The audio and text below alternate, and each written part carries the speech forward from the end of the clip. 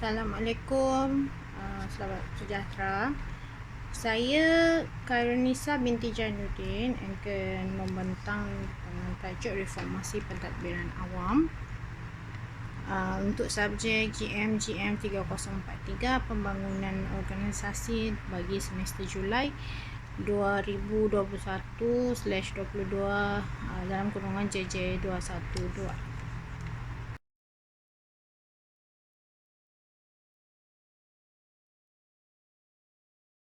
Baiklah, untuk slide pertama iaitu pengenalan kepada reformasi pentadbiran.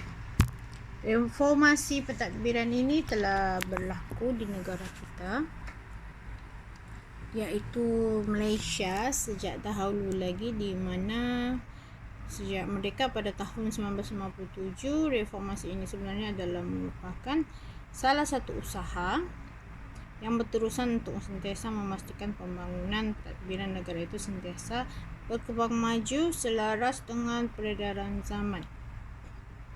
Wujudnya pentadbiran awam sebenarnya memberikan ketumpuan kepada konteks amalan kerja di negara kita, iaitu dalam pelaksanaan bidang tugas yang telah ditetapkan ke arah untuk mencapai sesuatu matlamat tertentu. Terdapat beberapa pengkaji mengenai reformasi pentadbiran ini. Salah satunya adalah Gordon dan Milakovic 1995 yang berpendapat reformasi pentadbiran awam ini adalah segala proses organisasi dan juga individu yang terlibat di dalam pelaksanaan undang-undang yang mana diputuskan atau dikeluarkan oleh badan perundangan, eksekutif dan juga badan kehakiman dalam proses-proses penggubalan undang-undang dan juga peraturan berkenaan. Terdapat juga tiga pengkaji lain, Dimok, Lee Mans dan Han Bin Lee, mana mereka mereformasi pentadbiran ini adalah proses, sebagai satu proses bagi sebuah perubahan. Berpendapat juga sebelum bentuk memenuhi keperluan dan juga keinginan semua pihak bagi mencapai matlamat tertentu. Slide ini tajuknya keperluan kepada reformasi pentadbiran. Reformasi pentadbiran ini sebenarnya telah wujud sejak tahun 1998 September di Malaysia bagi menambah baik perkhidmatan kerajaan terhadap rakyat. Bermulanya reformasi ini adalah sebagai sebuah gerakan protes yang bermula pada September 1998 di seluruh Malaysia oleh Anwar Ibrahim selepas pemecatannya sebagai Timbalan Perdana Menteri Malaysia ketika itu. Pergerakan besar-besaran tersebut telah berlaku ketika negara menjadi tuan rumah Sukan Commonwealth yang terdiri daripada ketidaktaatan, demonstrasi, rusuhan dan aktivitas dalam talian yang membabitkan ribuan rakyat di seluruh Malaysia yang menentang kerajaan BN di bawah Kabinet Mahathir. Gerakan tersebut bermula sebagai kempen politik untuk perletakan jawatan Mahathir, iaitu pada masa itu Perdana Menteri Malaysia yang paling lama berkhidmat, dan berakhirnya rasuah dan kronisme yang didakwa dikaitkan dengan kerajaan pada masa tersebut. Reformasi pentadbiran awam ini dilaksanakan adalah untuk meningkatkan taraf hidup sebuah negara di samping untuk menjadi sebuah negara yang maju jaya. Oleh itu, sektor awam ini adalah agensi yang utama dalam reformasi pentadbiran awam.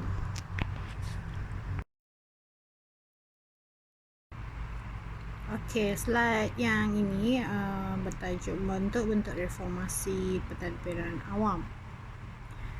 Reformasi pentadbiran ini mempunyai pembaharuan yang dapat dibagikan kepada dua, iaitu pembaharuan struktur dan prosedur serta pembaharuan tingkah laku. Okey, bagi pembaruan struktur dan prosedur ini adalah perubahan hubungan yang berlaku antara birokrasi, masyarakat dan juga politik. Selain itu juga ianya reformasi organisasi ke arah model Weberian. Seterusnya prosedur dalam penstrukturan dan juga terma-terma organisasi. Bahagian ini memfokuskan kepada kecekapan, keberkesanan, profesionalisme dan sifat demokratik perkhidmatan awam. Usaha pembaruan berkaitan struktur akan menggalakkan penyampaian perkhidmatan yang lebih baik serta meningkatkan accountability. Usaha-usaha yang contoh-contoh usaha ini termasuklah penstrukturan semula sebuah organisasi, meningkatkan pengurusan sumber manusia dan latihan, menambah baik faedah kaji dan kebajikan sambil memastikan kelestarian kekangan fiskal keseluruhan jabatan memperlukan langkah-langkah bagi pengurusan prestasi, penyertaan awam, ketulusan dan usaha membentaras rasuah. Itu salah satu contoh usaha-usaha yang melibatkan fokus pembaruan bagi struktur. Okey, untuk pembaruan tingkah laku ini sebenarnya boleh dibagikan kepada dua, antaranya termasuklah kemajuan personal dan juga kemajuan tingkah laku dan sikap pribadi seseorang. Kemajuan personal ini merujuk kepada persoalan hak pribadi seseorang seperti gaji, skim perkhidmatan, kenaikan pangkat seseorang pekerja dan lain-lain lagi. Manakala kemajuan tingkah laku dan sikap pribadi merujuk kepada perubahan kepercayaan kepada pentadbiran, nilai-nilai positif yang diterapkan, pendirian dan juga tindakan yang dilakukan oleh seseorang individu. Baik. Bagi pembaruan tingkah laku ni banyak melihat kepada pengaruh hubungan faktor individu dan kumpulan terhadap prestasi kerja. Secara umumnya, kajian ada dijalankan bagi membuktikan dalam meningkatkan prestasi kerja faktor individu iaitu ciri-ciri personality, motivasi, autonomi, pembelajaran dan faktor kumpulan iaitu gaya kepimpinan ketua bagi mempengaruhi proses. Reformasi pentadbiran awam ini telah pun berlaku di antara tahun 1957 di negara kita. Okey, dan ianya adalah salah satu usaha yang tekun untuk sentiasa memastikan pembangunan negara terus untuk berkembang selaras dengan peredaran zaman. Sistem yang telah pun kita warisi daripada penjajah sejak sekian lama dahulu tidak sesuai untuk digunakan dalam pembangunan dan permintaan perkhidmatan yang tinggi daripada orang Malaysia kini. Okay, reformasi merupakan satu gerakan yang menghendaki adanya perubahan, di mana perubahan ini merangkumi kehidupan masyarakat, bangsa, negara secara konstitusional. Maksudnya perubahan kehidupan dalam bidang politik, ekonomi, sosial, budaya yang lebih baik, demokratik, berdasarkan prinsip kebebasan, persamaan dan persaudaraan.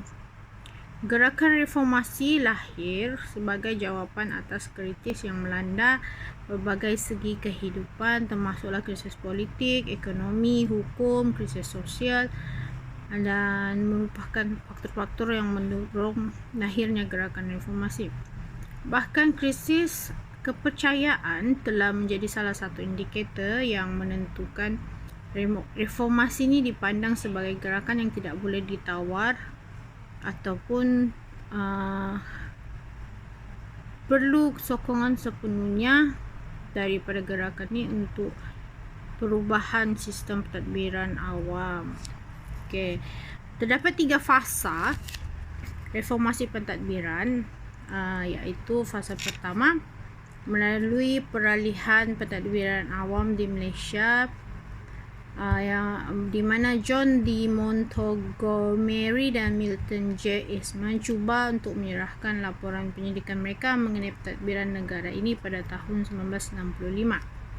Seterusnya berikutan dengan itu, unit pentadbiran pembangunan iaitu UPP ataupun lebih dikenali sebagai Development Unit, iaitu adalah agensi reformasi pentadbiran dibuat pada 1966. Seperti yang kita ketahui, ianya adalah merupakan titik permulaan reformasi pentadbiran negara bermula.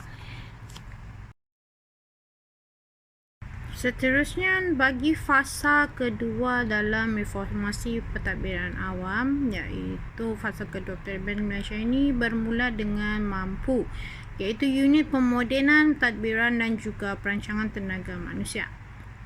Seperti yang kita tahu, reformasi pentadbiran di Malaysia ini berlaku dan bermulanya dengan penubuhan MAMPU, iaitu unit pemodenan, tadbiran dan juga perancangan tenaga manusia pada tahun 1977. MAMPU ini juga bertanggungjawab untuk merancang dan juga untuk memodenkan pentadbiran awam serta mereka bertindak sebagai pakar perunding kepada jabatan kerajaan. Sebagai contoh, dalam pengurusan sumber manusia terdapat satu sistem untuk setiap pegawai akan mempunyai satu fail yang bernama fail meja. Sekarang kini telah ditransformasi kepada My Portfolio. Fungsi tetap sama, tapi dia lebih di-upgrade tambah baik untuk rekod sebagai senarai tugas, punca kuasa, dan lebih upgrade dalam sebuah sistem untuk seorang pegawai mengetahui dia punya salur alir, carta alir sebuah yang jawatan yang disandangnya. Baiklah, untuk slide kali ini iaitu fasa ketiga dalam reformasi pentadbiran awam. Ini telah bermula pada tahun 1990, iaitu telah dipelopori oleh Datuk Seri Dr. Mahathir Mohamad. Mana beliau telah membawa perubahan yang pesat dan besar dalam perkhidmatan awam di Malaysia ini dengan memperkenalkan program serta dasar-dasar baru seperti dasar penswastaan, dasar pensyarikatan Malaysia dan dasar pengecilan saiz sektor awam. Dasar penswastaan. Dasar penswastaan ini diwujudkan untuk memudahkan dan memindahkan kepentingan ataupun pelabuhan kerajaan tertentu kepada sektor swasta. Salah satunya juga mengurangkan dan mengecilkan saiz kaki tangan awam yang sangat ramai sehingga ianya menyebabkan berlakunya peningkatan perbelanjaan dalam mengurus hal-hal berkaitan pembayaran gaji dan sebagainya oleh pihak kerajaan. Salah satu utama juga dasar yang diwujudkan adalah untuk menaikkan dan meninggikan kecekapan serta penghasilan kerja jika dibandingkan dengan perkhidmatan sektor swasta hanya bersandarkan kepada keuntungan, dan perkhidmatan awam berdasarkan kepada perkhidmatan untuk masyarakat sejagat. Selain itu juga dasar penswastaan ini diwujudkan dalam untuk menggalakkan pertumbuhan ekonomi, iaitu hasil daripada kutipan cukai daripada sektor swasta kemudian digunakan untuk melaksanakan pembangunan-pembangunan yang ada di negara kita ini. Dalam berarti kata lain, dasar penswastaan ini dasar kita punya perkhidmatan awam di downsizing, bukan dikurangkan bagi menggalakkan sektor swasta memberi sumbangan kepada pembangunan negara dengan lebih kepada keuntungan negara lah.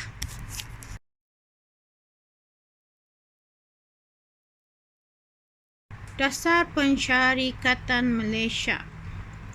Dasar ini diperkenalkan oleh Tun Dr. Mahathir pada tahun 1983, di mana ia diwujudkan bagi memupuk kerjasama yang erat antara pihak kerajaan dan pihak swasta. Contohnya, pihak kerajaan memerlukan perkhidmatan bekalan bekalan dan perkhidmatan tertentu yang tidak dapat disediakan oleh kerajaan sendiri, dan melalui kerajaan swasta dia boleh memberikan perkhidmatan yang diperlukan oleh kerajaan sendiri atas kerjasama tersebut. Dalam perindustrian dan ekonomi negara mampu ke tahap arena antarabangsa. Okey, seterusnya sebagai contoh juga kita dapat lihat seperti negara-negara maju yang mampu untuk memupuk kerjasama erat antara dua sektor adalah seperti Korea Selatan, Jepun, Taiwan. Ada terbukti negara ini terbukti dapat mewujudkan kerjasama yang erat antara kedua-dua sektor ini, iaitu sektor awam dan sektor swasta. Dasar pengecualian saiz sektor awam. Okey, prinsip yang digunakan untuk menjalankan dan melaksanakan dasar ini adalah dengan mengurangkan pekerja dengan secara terpilih, iaitu melibatkan bidang tertentu sahaja atau pemansuhan yang cuba untuk mengurangkan jawatan yang mana tidak menjejaskan peluang pekerja-pekerja yang sedia ada untuk kenaikan pangkat. Dalam arti kata lain, usaha ini, dasar ini dapat meningkatkan kualiti perkhidmatan awam melalui kecukupan pemansuhan tugas-tugas yang seperti contohnya seorang pegawai dapat membuat 5 tugasan dalam satu masa tertentu.